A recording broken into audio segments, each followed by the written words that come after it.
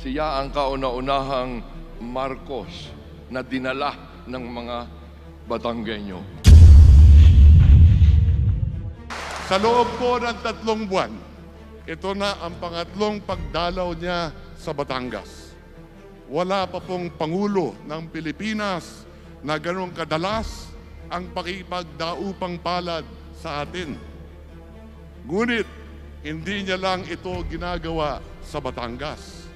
Sinusuyod niya ang buong kapuluan. Ngayong araw na ito, sa Tawi-Tawi, sa susunod na araw, mababalitaan na lang natin na nandun siya sa Bohol at wala pang 24 na oras, nandun naman siya sa Surigao. Higit 30 taon na ako sa serbisyo publiko. Ngayon pa lang ako nakakita ng ganitong paglalagare ng isang Pangulo. Ngunit ang Pangulo, walang pinipiling lugar. Ang Pangulo, walang pinapaboran na rehiyon. Ang Pangulo, pantay-pantay ang pag-aruga. Sapagkat, at ito'y madalas niyang sabihin, Pangulo siya ng buong Pilipinas, hindi ng isang partido, hindi ng isang paksyon, hindi ng isang paniniwala. Alam niyo po, bilang presidente, ang ganitong pagbaba sa masa ay pwede naman niyang iutos na lang sa kanyang kabinete. Pwede niyang i-text, i-email, i-Viber o i-chat group na lang at utusan kami. Pero di niya type yun. Ang gusto niya ay makasalumuha ang taong bayan. Marinig ang inyong hinaing. Direkta, walang filter, walang layer. Ito ang Pangulong, ang gusto ay siya mismo ang pumisil sa pintig ng masa at marinig ang itinitibok ng kanilang mga puso. Para sa panimulang bahagi ng ating palatuntunan, inaanyayahan po natin si Batangas Governor Hermelando Aymandanas upang magbigay ng kaniyang pambungad na talumpati.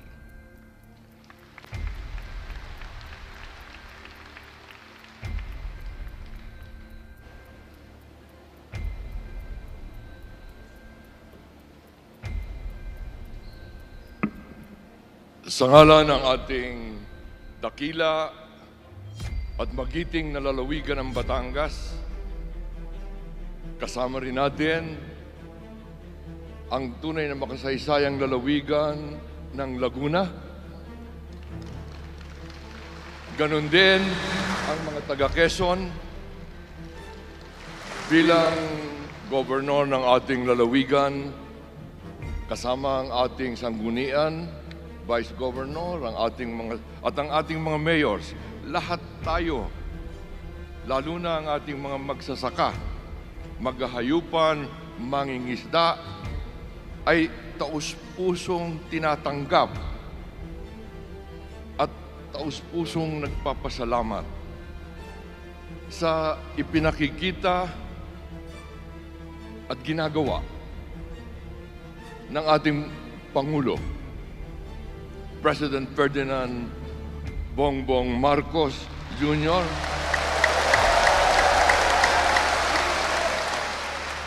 na tunay na binabago ang pagtingin sa mga Pilipino.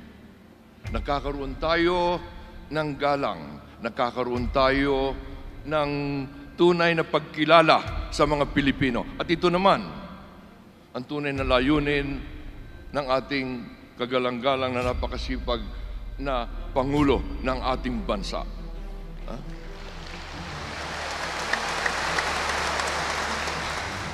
Kaya tayo ay talagang nagpapasalamat at ipinakikita na kinikilala ng ating Pangulo na sa lalawigan ng Batangas, siya ang kauna-unahang Marcos na dinala ng mga Batanggenyo. Yung mga nakaraan, hindi. Pero tayo, dito sa atin nagmula.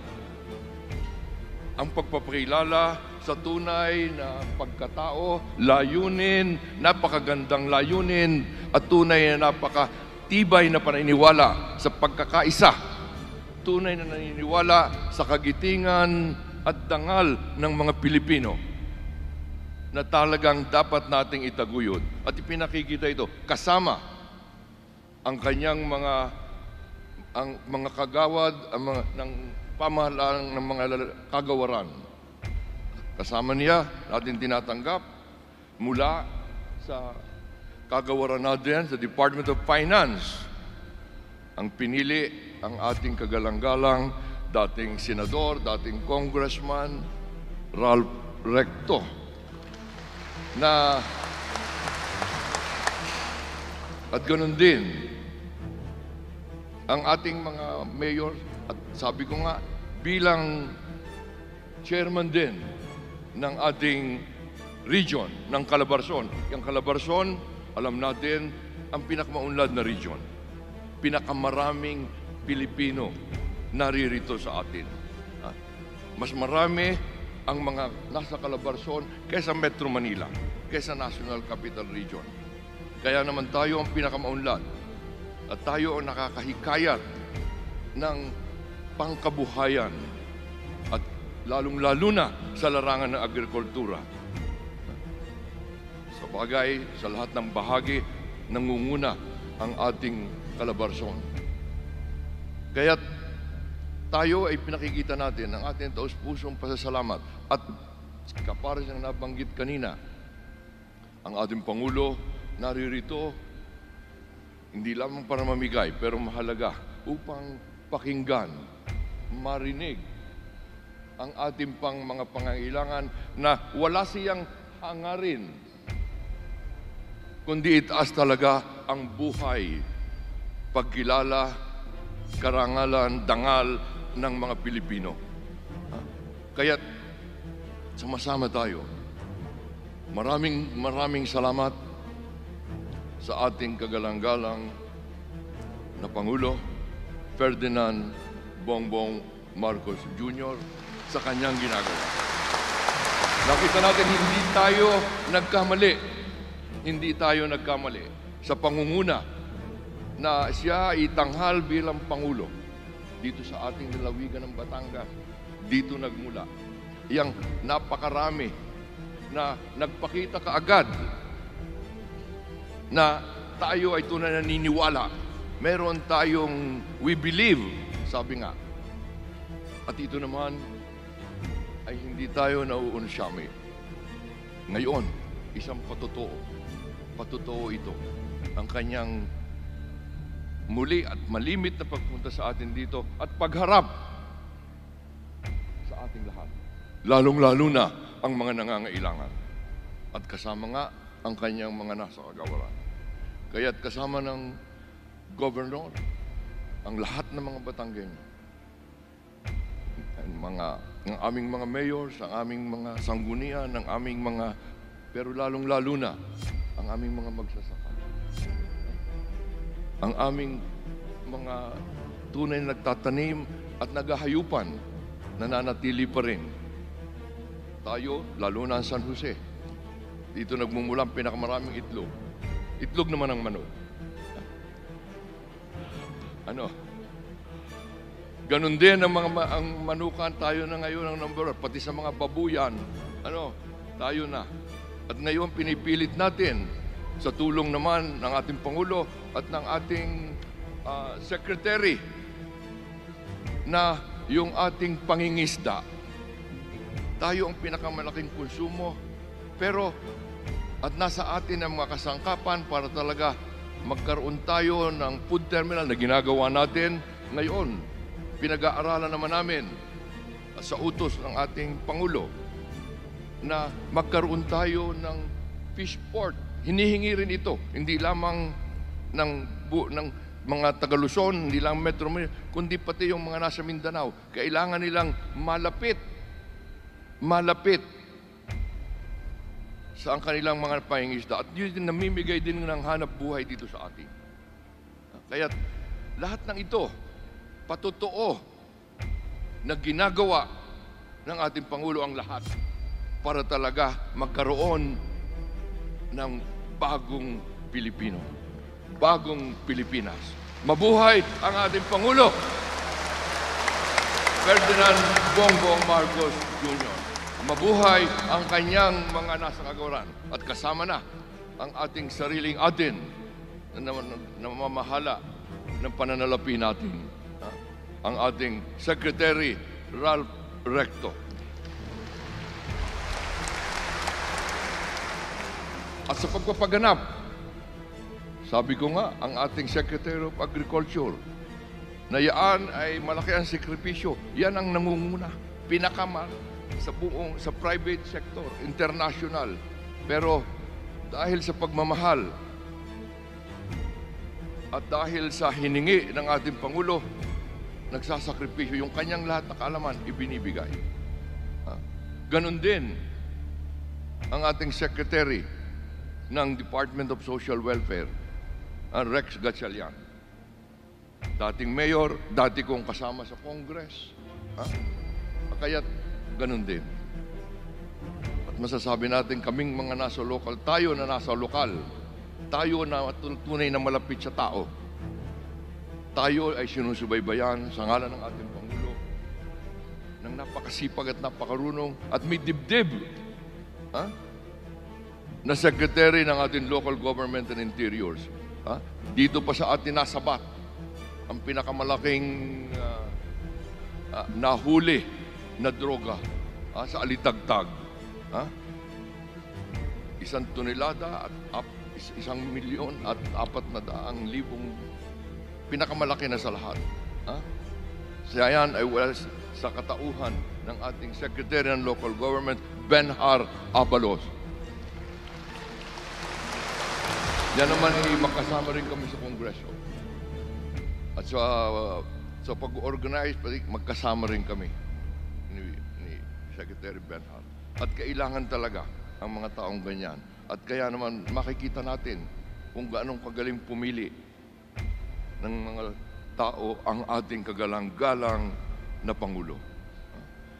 Kaya tayong lahat,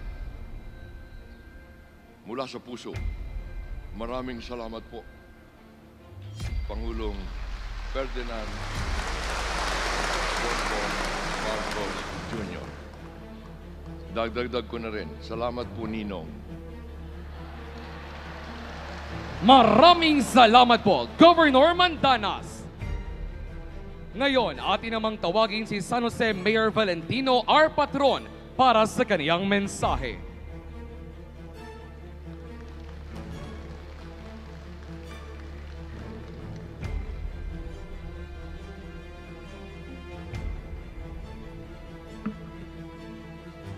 Hello!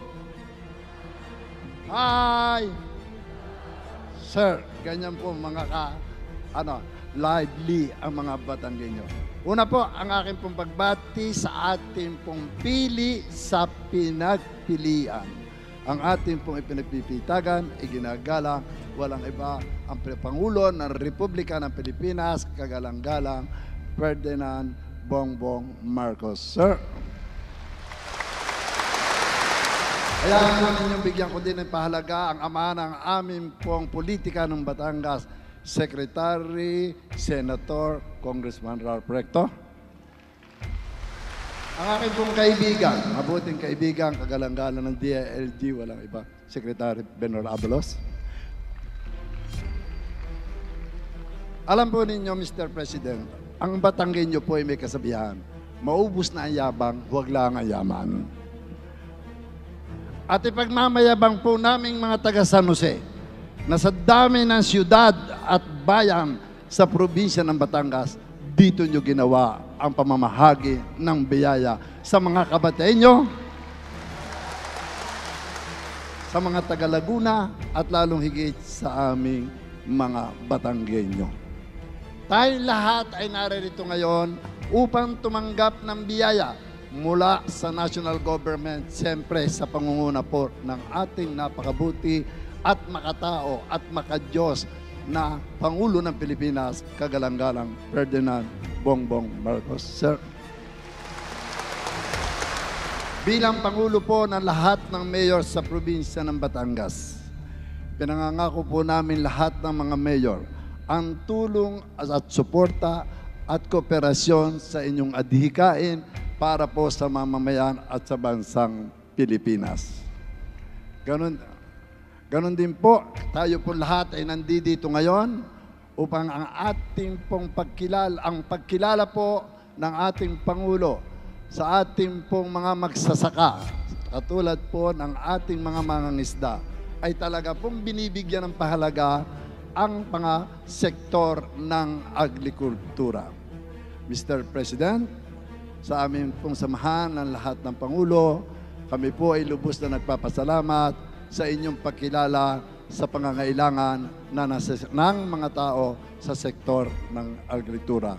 At bilang bayero po ng bayan ng San Jose, malugod ko po kayong tinatanggap dito sa aming bayan. Maraming salamat.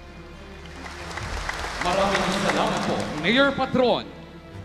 Sa bahaging ito ng ating palatuntunan, inaanyayahan po natin si Secretary Ralph G. Recto ng Department of Finance para sa kaniyang mensahe at upang ipakilala ang ating panauhing pandangal.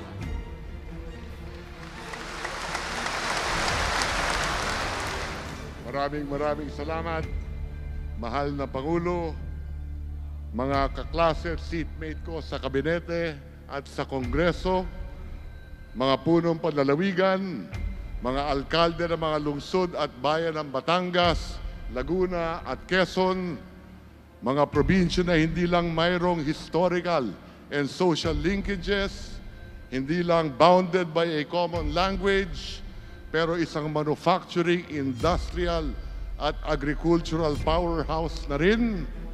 Itong economic triangle na ito ay malaki ang ambag sa ekonomiya ng ating bansa. Salamat sa inyong pawis at pagpupunyagi, mga kababayan.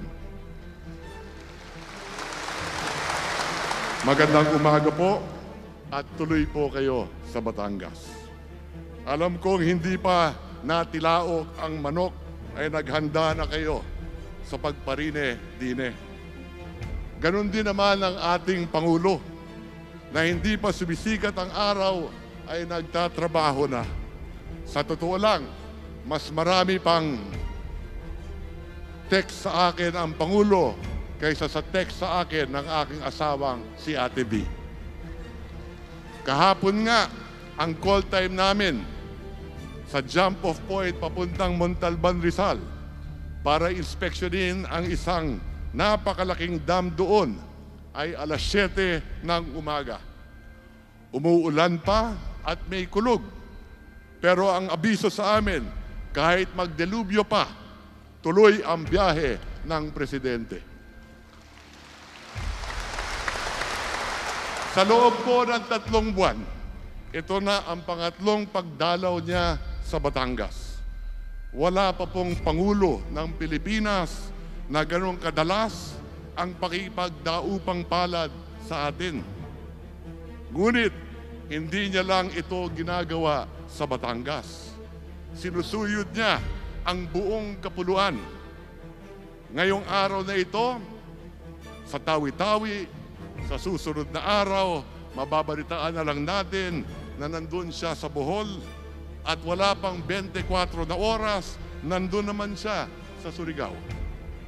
Higit 30 taon na ako sa serbisyo publiko. Ngayon pa lang ako nakakita ng ganitong paglalagare ng isang Pangulo.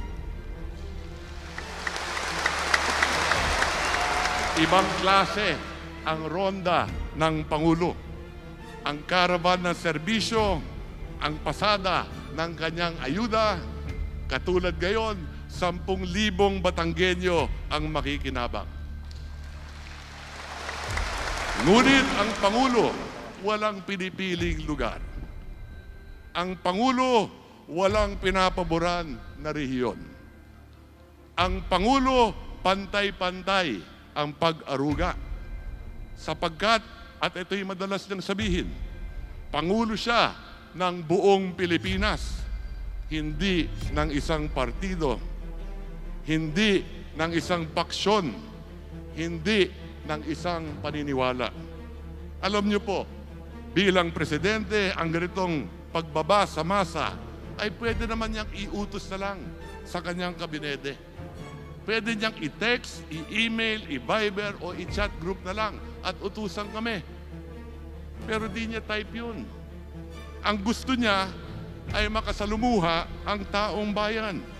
Marinig ang inyong hinaing.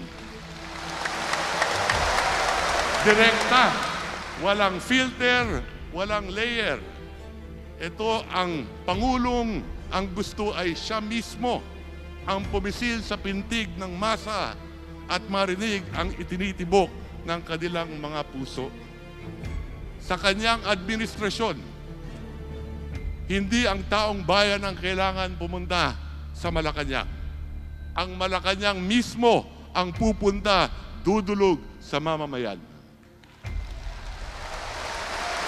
At ang pagtitipon na ito ay ang preba na ganong kahanga-hanga pamamahala.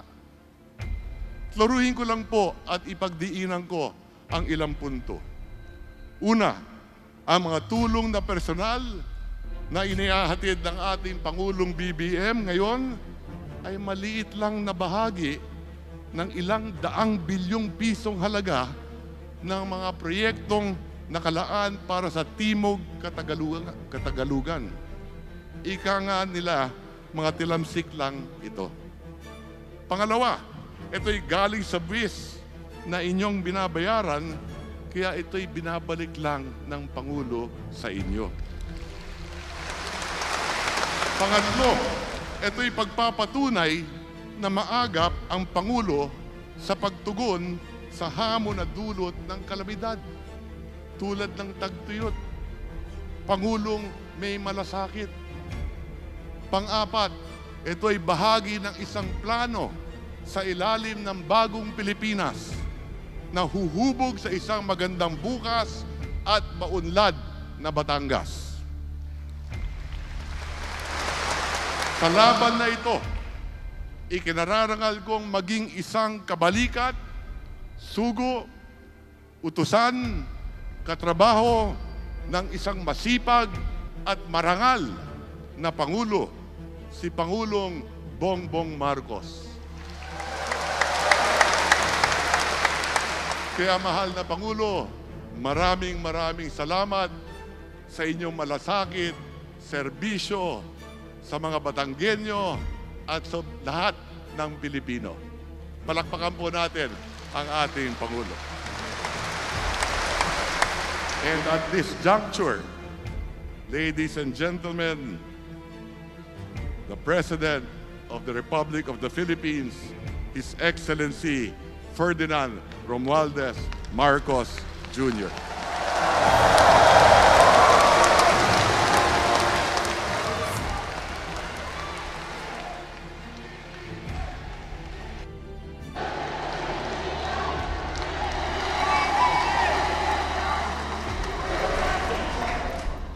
Maraming salamat sa kalihim ng kagawaran ng Ingat Yaman.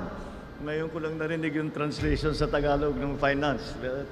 Bagay na bagay sa trabaho po ni Secretary Ralph Recto. Magsiupo po tayo. Andito rin po, kasama din po natin ang mga kalihim ng mga iba't ibang departamento. Andito po ang DA Secretary Kiko Laurel.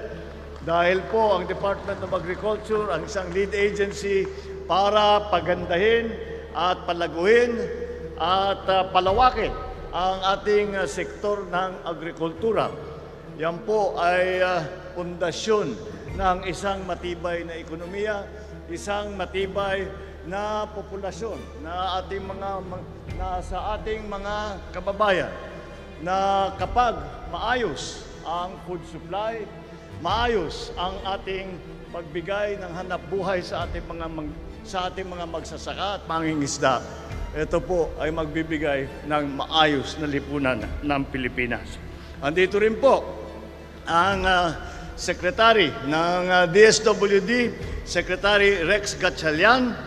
Andito po at siya ay nakikita po ninyo kapag kalamidad, bagyo, may baha, may lindol, may pumuputok yung bulkan. Ngunit, sa aming pananaw, ang dumaan na tagtuyot na El Nino ay krisis din. Ito'y kalamidad din. Kaya't isinama natin sa ating mga programa para sa pagtulong sa mga tinamaan at napinsala sa pagdaan ng El Nino, sa pagsira ng inyong hanap buhay dahil sa tagtuyot.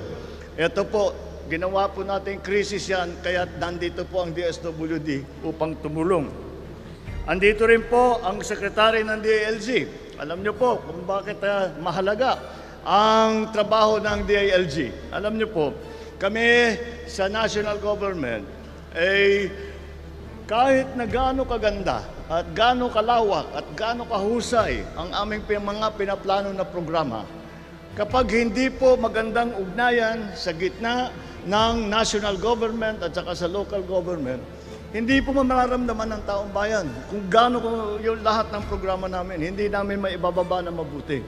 Kaya malaking bagay, malaking bahagi sa aming nagiging matagumpay na programa ay ang pag-ugnayan ng local government at saka ng national government upang lahat ng maaring gawin ng national government ay dinadala naman ng mga local government officials para agarang maramdaman ang benepisyo ng taong bayan. Yan po ang gumagawa po niyan. Ang namumuna po dyan sa ugnayan na yan, DILG Secretary Benhur Abalos. Ang ating mga members of the House of Representatives, First District Representative Eric Buhain, ang Second District Representative, Congressman Jervil Luistro, Congresswoman Jervil Luistro, Fourth District Representative, Representative Liana Bulilla, at ang Fifth District Representative, Representative Maro Marino.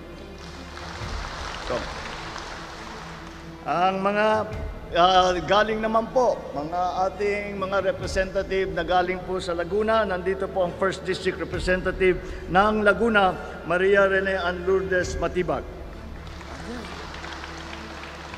Sa Quezon naman po, nandito rin po, sinamahan din po tayo, bago po punta sa Quezon, sa Laguna, nandito rin po ang Third District Representative, Representative Loreto Amante.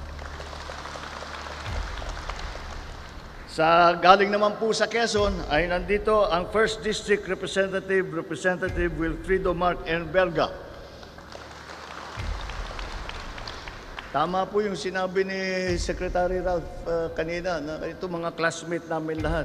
Alam niyo po, nung una akong pumasok sa politika, nung una akong pumasok sa Congress, 9th Congress, 1992 pa yon, magkasama po kami ni Congressman Ralph Recto na kami ang dalawang pinakabata na congressman na pumasok ng 9th Congress. Nauna lang siya ng konti, mas bata siya ng kaunti lang, aaminin ko, kaunti lang. Kaya siya ang naging Benjamin. Kaya kami yung parang rookie dun. At nagtatanong, paano ba ito, paano bang patakbo rito? Kaya lahat po ng ating mga ibang representative, naging classmate na rin po namin. Kaya po, napakaganda na makita na nagkakaisa lahat at nagtutulungan para sa ikabubuti ng ating mga kababayan. Ang ating mga party list representative ay nandito. CWS Party List Representative Edwin Gadiola is also here.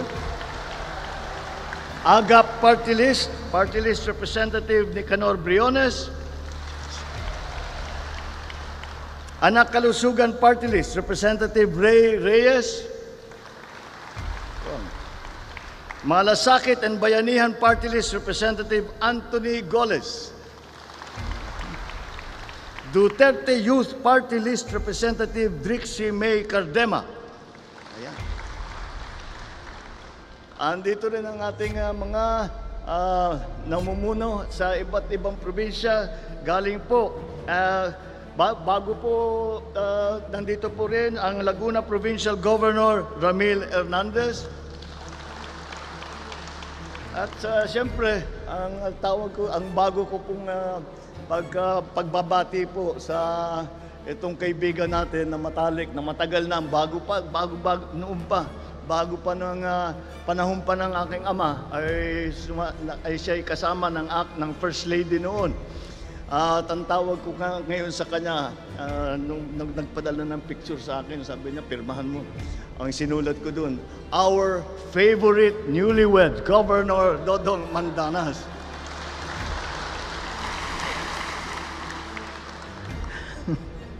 Quezon Provincial Vice Governor Anacleto Alcala, who is also with us. San Jose Municipal Mayor, ang host natin dito sa ating programa ngayong araw na ito, Mayor Valentino Patron.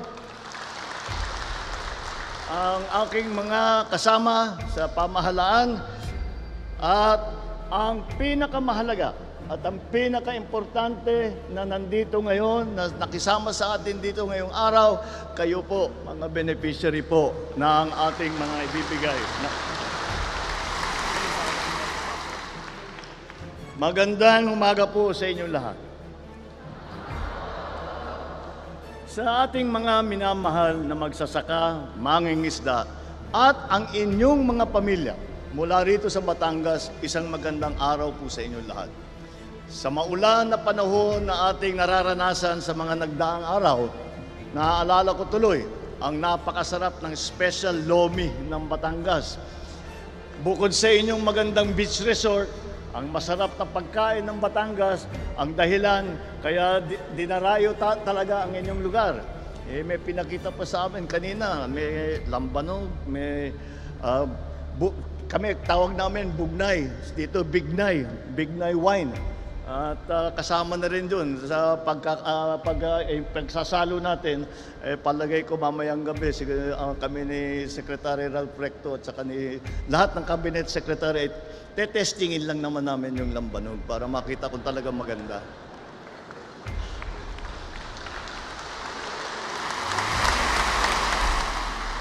Kaya naman, naway mas pagtibayin at palaguin po ninyo ang mga produktong proudly made in Batangas. Narito po ako ngayon kasama ang mga ibang opisyal ng pamahalaan upang ipaabot ang aming taus-pusong pasasalamat sa inyong sipag at pagpupunyagi. Kami po ay mag-aabot ng kaunting tulong sa ating mga magsasaka, mangingisda at kanilang mga pamilya na labis na naapektuhan ng El Nino. Base sa aming huling datos, nagkakahalaga ng 408 milyong piso ang nawala sa sektor ng agrikultura dito sa inyong rehiyon, sanhi ng matinding tagtuyot. Kung kaya't mabamahagi po ang aking tanggapan, nagtig 10,000 piso para sa mga magsasaka, mangingisda at ilang pamilya mula sa Batangas, sa Laguna at sa Quezon. Sa kabuuan, mahigit 70 milyong piso ang ipapamahagi natin para sa mga benepisyaryo mula sa 3 probinsyang ito. Hangad ko na makatulong ito ng malaki sa kanilang pagbabangon. Panimula pa lang po ito.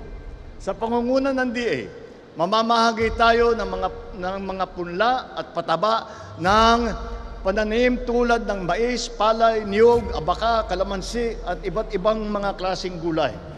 Magbibigay din po tayo ng ilang unit ng traktora, hauling truck, combine harvester, rice thresher, grain collector bagger, corn husker, sheller, hammer mill, forage chopper, kasaba, grater at chipper. Ito po ay dahil binibigyan natin po ng pagkakataon ang ating magsasaka na hindi na dinadala ang kanilang produkto, ang raw material kung tawagin, at pagpapara i-process sa ibang lugar. Dito, mula sa paggamit nitong mga makinaryang ito, ay kaya na mag-processing, kahit small scale lang, kaya na mag-processing ang ating mga magsasaka, ang ating mga isda. Sa ganun, ang pinagbibili ngayon ay finished product. Ibig sabihin, mas mahal ang presyo na ngayon yun. At yung presyo na ngayon yun, hindi na pupunta sa processor, kundi pupunta na sa diretsyo na direkto na sa ating mga magsasaka at sa ating mangingisda para gumanda naman ang kita ninyo sa inyong hanap buhay. Dinagdagan pa po natin ng ilang unit ng recirculating dryer, solar-powered irrigation system, pump and engine sets para sa patubig at ilang kagamitan para sa pansaka. Para sa mga nag-aalaga ng hayop, magbibigay po tayo ng 50 kalabaw, ilang unit ng hauling truck, at 5 unit ng biosecured and climate-controlled finisher operation facility na nagkakahalaga ng mahigit 24 na milyong piso. Sa atin namang mga mangingisda, magbibigay po sa inyo ang BIFAR ng ilang unit ng bangka, ng fish cage, at iba't ibang gamit sa pangingisda. At bilang tampok, dahil narito po tayo sa Batangas, magbibigay po tayo ng isang post-harvest technology package para sa smoking at bottling ng bangus at sikat ninyong produkto na tawilis na dito lang nanggagaling dito sa inyo. Maglalaan din po tayo ng 10 milyong piso para dito sa inyong lalawigan at 50 milyong piso naman para sa Quezon bilang credit assistance para sa maliliit na agri-negosyo. Gayon din sa lalawigan ng Quezon, gagawaran natin ng 1 milyong piso ang LGU ng Tagkawayan para sa kanilang malinis at masaganang karagatan project. Dahil naipanalo nila na napakaganda ang kanilang pag-alaga doon sa kanilang fishing ground. Maliban po rito, ang DSWD ay mamamahagi ng tig 10,000 piso para sa 10,000 benepisyaryo ng AKAP program. Magbibigay din po sila ng cash assistance na nakakahalaga ng mahigit 4 na milyong piso para sa higit na 2,300 benepisyaryo ng Supplementary Feeding Program. Ang DOLE naman ay mamamahagi ng halos 29 na milyong piso para sa higit 5,000 benepisyaryo ng TUPAD. Kasama rin po natin ang TESDA upang maghatid ng halos 100 starter toolkit para sa mahigit na 700 benepisyaryo ng Special Training and Employment Project ng mga Certificates of Scholarship para sa higit 3,000 benepisyaryo at yung Training Support Fund para sa lagpas 260 benepisyaryo. Meron po tayo mga TESDA booth. Nandyan po sa labas, nandito po, na pwede ninyong puntahan upang masubukan ninyo kung anong kasanayan ang maaari ninyong pag-aralan sa ilalim ng TESDA training program. Masaya rin ako na makasama sa okasyong ito ang tanggapan ng ating House Speaker. Kasama din po sa pagtulong natin ay ang House of Representatives na pinamumunuhan po ni Speaker Martin Romualdez na may baong tig 5 kilong bigas para sa mga pamilyang dumalo dito ngayon. Ngunit, higit pa po sa mga tulong at serbisyong ito, kami po ay patuloy na kumikilos upang palakasin ang ekonomiya ng Calabarzon. Mula noong 2023 hanggang 2024, nakapagbigay na po tayo ng halos 10 bilyong piso para sa Philippine Rural Development Plan dito sa Region 4A.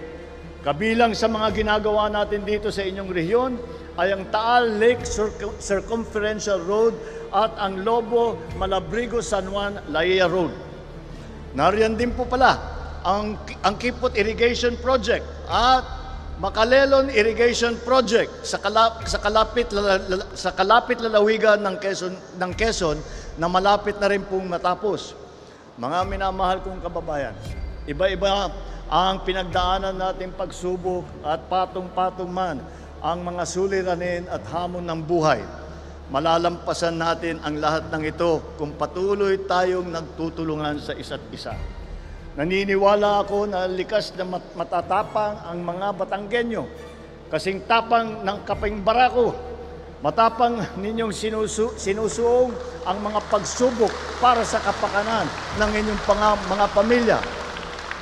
Kaya po, ako ay nakakaasa na makakaasa po kayo na patuloy po namin kayong aalalayan.